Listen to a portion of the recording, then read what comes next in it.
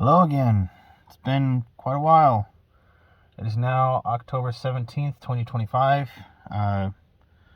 Lots of trauma on the world stage. And I just kind of wanted to talk about it, I guess.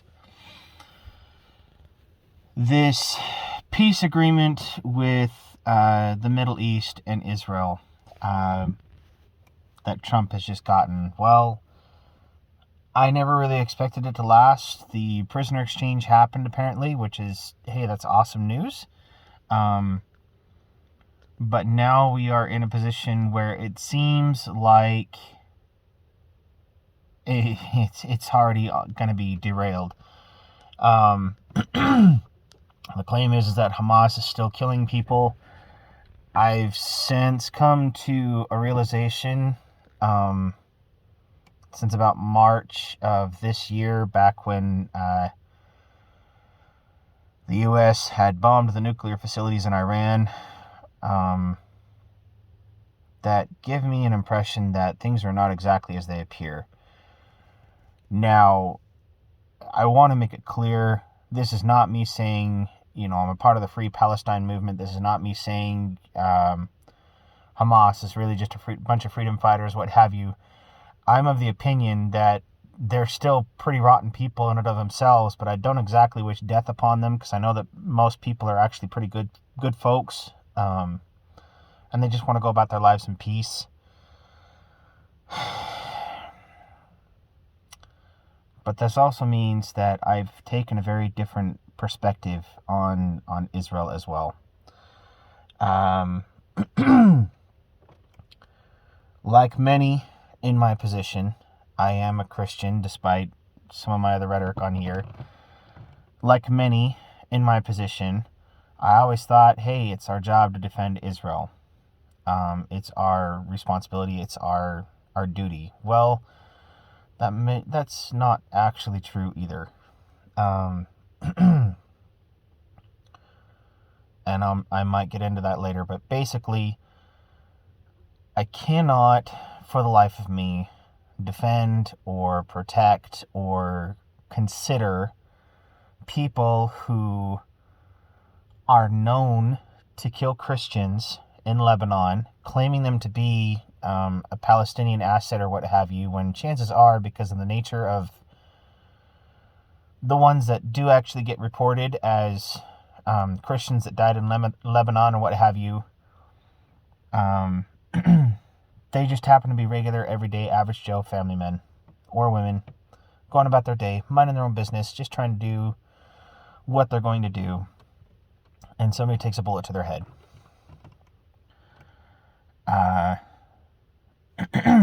I'm also learning that they don't view Christians as actually part of the same flock as themselves. They still carry a very big superiority complex, believing themselves God's chosen people. I mean, it's evident in the way that they act and perceive things. And so, in their eyes, everybody else is supposed to be subservient to them. And no matter what they do, they can do no wrong because, hey, they're God's chosen people. Very emblematic of Old and New Testament Jews. They had the same kind of mentality. And this whole blood feud that is going on between those who inhabit Israel and many of the other Arabic nations in the Middle East stems from what many are kind of believing is a age-old conflict from the time of, I believe it's Abraham and his two children, Esau and Jacob, or Esau and Isaac. I'm a little foggy on the details there. So,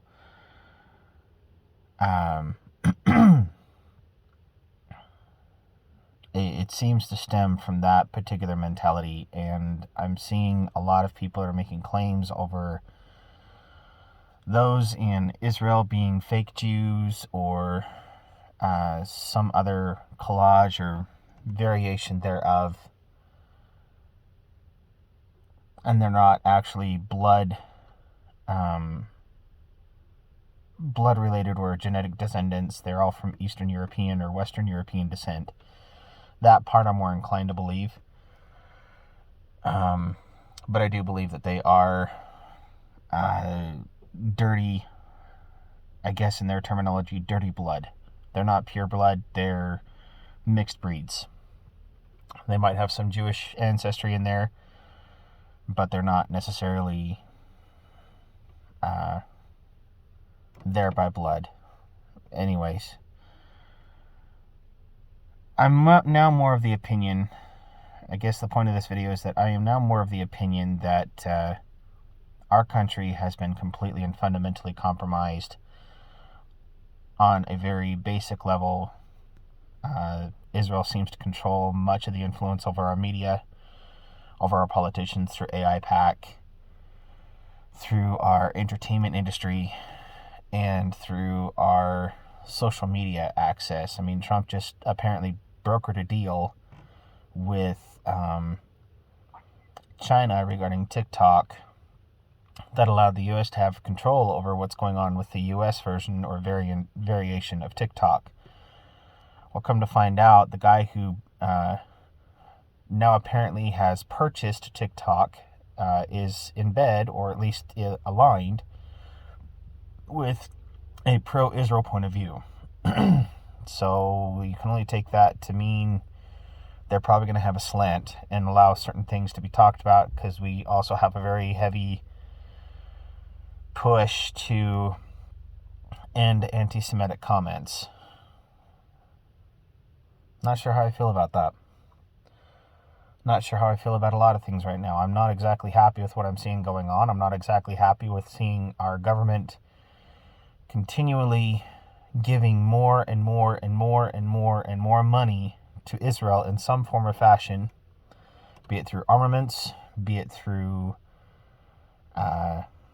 financial assistance, or in funding.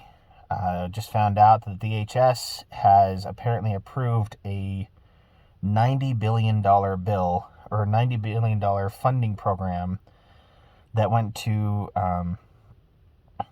Israel organizations to deal with anti-Semitism here in the U.S. Why we're doing that, I have no idea. Other than our government is obviously in bed with Israel.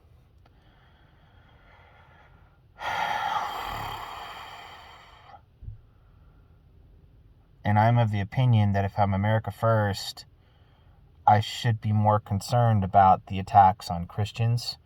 I should be more concerned about what's going on with the homelessness in our country. I should be more concerned with the veterans that have been constantly brushed aside, that have come back from wartime, who are getting neglected and getting the shaft by a government that regrets the fact they even lived through whatever war they were sent to. I am more concerned with people that are struggling to just make it to the next paycheck. I'm in that boat. Millions of other Americans are in that boat. And I know that tariffs are definitely a contributing factor to why we're having an increased cost of goods. But I think the focus of our finances, our taxes, whatever else that is being pulled, needs to be going to America, not to these other countries, not to Israel, not to Ukraine, not to the UN, not to NATO. We should be pulled out of UN and NATO by now. That's my opinion. I'm a very strong isolationist by nature. But I gotta say that I'm pretty upset with what I'm seeing. At any rate, I know this is kind of a rant, ramble, what have you. This is kind of my state of mind at this point in time. If anybody sees this video, awesome, great. Maybe you'll gain something from it. Maybe you'll sit there and laugh. Maybe you'll think, oh, I'm an idiot, or oh, I'm a hardcore leftist. I'm not. I'm very much in favor of America first. I want my country to thrive, and I want my country to grow. But the path that we're on, though there are some good things that I think are still happening, there's a lot where I'm saying we're still heading into a nosedive, and this country is going to be in a really, really, really bad way, probably in another 4 years, worse than they already are, unless things take a dramatic turn in a different direction, and we start getting politicians that are actually genuinely for America and not for China, not for the Muslim Brotherhood, not for Israel, not for Ukraine, not for any other country but ours. I'm all for civility. I'm all for treating other countries fairly and wanting them to have their own individual sovereignty. I'm 100% for that. And if that means that the US dollar is no longer the standard across the globe that people trade and barter with for a set base, and we end up having things like BRICS or other mediums for trade and financial backing, I'm all for it. If that hurts my economy, well then so be it. I want my country to come back to being concerned with what's going on in our borders more than anything else in the world. Anyways, that's my video. Bye.